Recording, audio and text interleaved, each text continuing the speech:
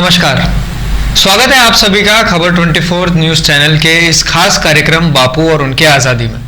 सबसे पहले आप सभी दर्शकों को गांधी जयंती की बहुत बहुत शुभकामनाएं। आज के एपिसोड में जो खास होने जा रहा है वो गांधी के लेख के ऊपर आधारित एक बातचीत है। सन 1919 में गांधी ने उपनिवेशवाद और पश्चिमी संस्कृति की आलोचना हिंद स्वराज नाम के एक लेख में लिखी थी। उनके इस लेख के इस हिस्से से हम उनकी सत्य और अहिंसा के सिद्धांत को बहुत आसानी से समझ सकते हैं और शायद अपने व्यक्तिगत जीवन में उसकी पालना भी कर सकते हैं। गांधी ने इस लेख में संपादक की तरह अपने एक पाठक के सवालों का जवाब दिया है। पाठक गांधी से सवाल करते हैं, जिसे आप सत्य की ताकत या आत्मा की ताकत कहते हैं, उसके सफल होने का इतिहास में कोई सबूत है? ऐसी कोई घटना नहीं है जब किसी राष्ट्र का उदय आत्मा की ताकत पर हुआ हो। ऐसा मुझे लगता है कि बुरा करने वाले तब तक बुरा करना बंद नहीं करेंगे जब तक कि उन्हें कोई शारीरिक दंड ना मिले। इस पर गांधी ने संपादक के रूप में ये जवाब दिया, प्यार की ताकत और आत्मा या सत्य की ताकत एक ही है। हमें इसके प्रमाण कदम कदम पर मिलते हैं। अगर ये ताकत ही ना हो तो ब्रह्मांड का अस्तित्व ही विलीन हो जाए। इसलिए यह जानना जरूरी है कि इतिहास कहते किसे हैं। गुजराती में इस शब्द को कहते हैं कि ऐसा हुआ था।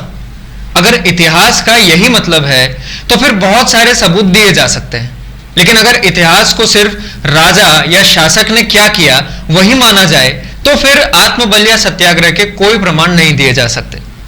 आपको लोहे की खदान में चांदी नहीं मिल सकती। जैसा कि हम जानते हैं कि इतिहास दुनिया के युद्धों का दस्तावेज रखता है और इसीलिए अंग्रेजी में ये कहावत भी है कि जिस राष्ट्र का कोई इतिहास नहीं यानी कोई युद्ध नहीं, वो एक खुशहाल राष्ट्र है।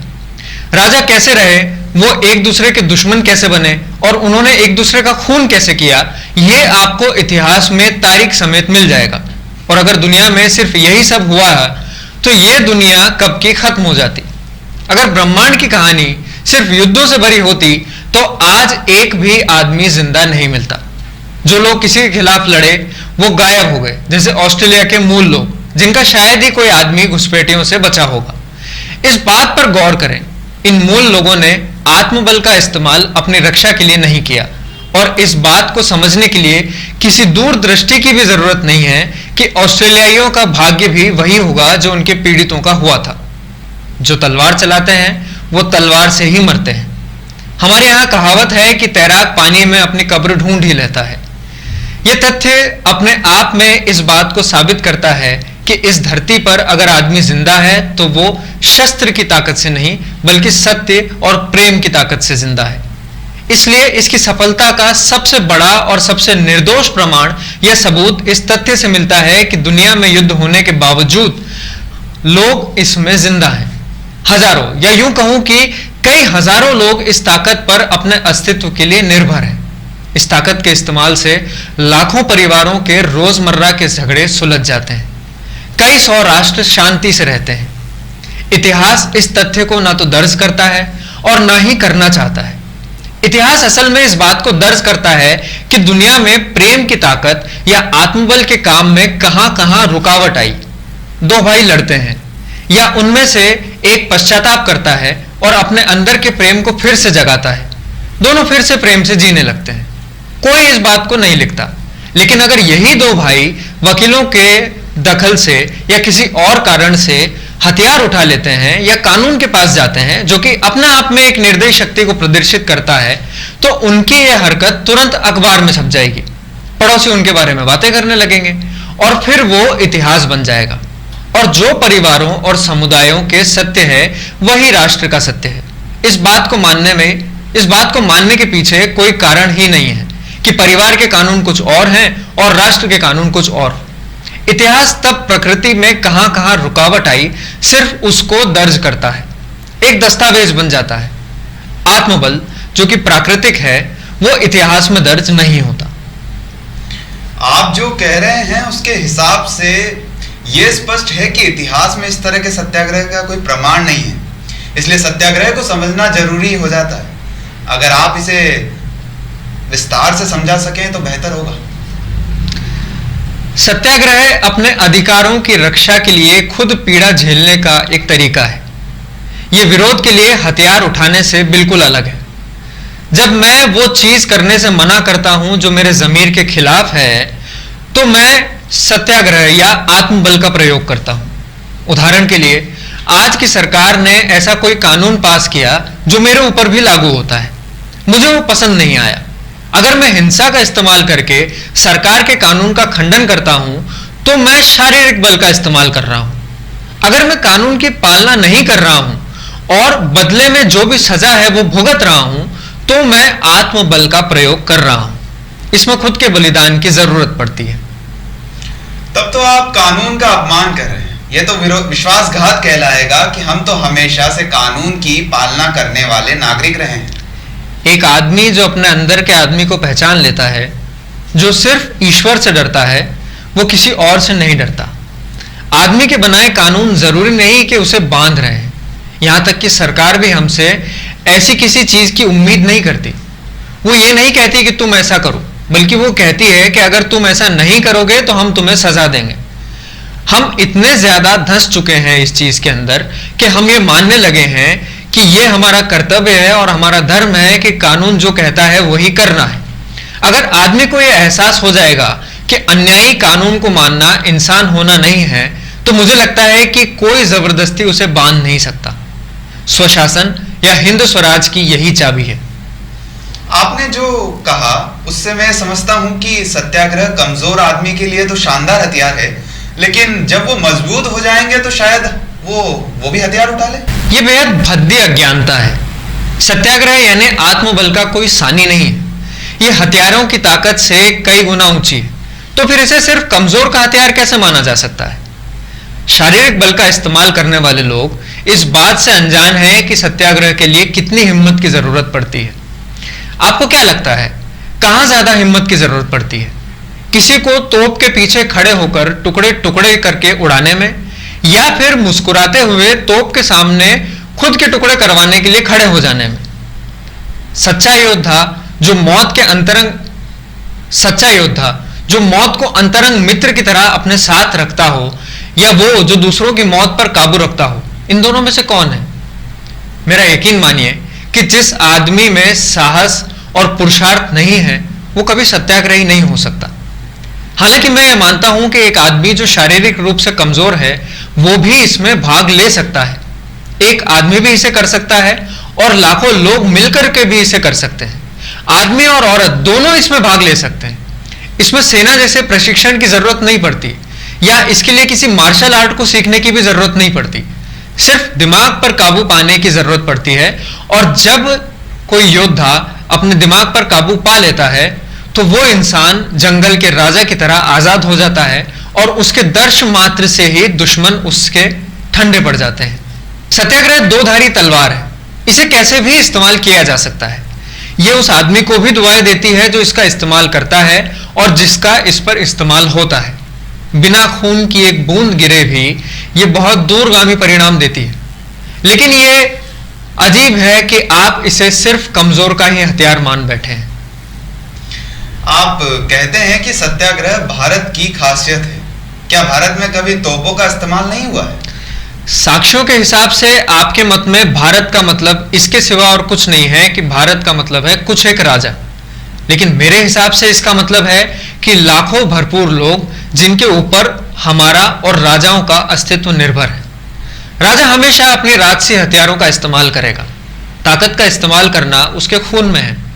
वो शासन करना चाहता है, लेकिन जो उनके शासन को मानते हैं उन्हें बंदूकें नहीं चाहिए। और ऐसे लोग पूरी दुनिया में बहुसंख्यक हैं। उन्हें या तो शारीरिक बल या आत्मबल सीखना पड़ता है। अगर वो पहले वाले को सीखते हैं तो शासक और शासित दोनों ही कई सारे पागल लोगों की तरह बन जाते हैं। किसान कभी भी तलवार से ना तो दबे हैं और ना ही दबेंगे। उन्हें तलवार का इस्तेमाल करना नहीं आता और ना ही उन दूसरों से डर लगता है जो इसका इस्तेमाल करते हैं। जो मौत का सामना कर लेते हैं वो किसी से नहीं डरते। जो लोग निर्दयी ताकत के भ्रामक आकर्षण में मजदूरी कर रहे हैं, उनके लिए यह कोई बढ़ा चढ़ाकर कही गई बात नहीं है। तथ्य यह है कि भारत में जिंदगी के कई सारे विभागों में आमतौर पर सत्याग्रह का ही इस्तेमाल किया जाता है।